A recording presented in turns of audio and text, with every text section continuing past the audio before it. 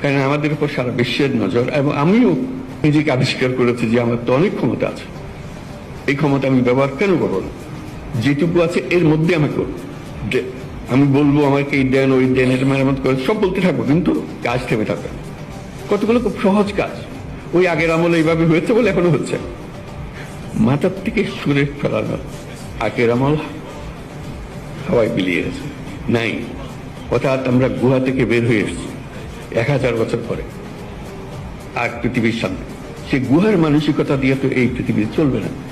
গুহার থেকে বেরিয়ে আসতে হবে, এইটুকু শুধু স্মরণ করিয়ে দেওয়া যে আমরা গুহাবাসী নই, আর কোনো ব্যাখ্যা দিয়ে কাউকে বোঝাতে পারবো না গুহা কি ছিল, কারণ তারা সেটা দেখে নেই, তার পরবর্তী প্রজন্ম দেখেনি। তারা দেখেছে যে আপনারা গুহার থেকে বেরিয়ে এসছেন, আপনারা কেন বসেছেন? আমরা কিন্তু গুহাবাসী হিসেবে হাত পা বন্ধ করে বসে আছি।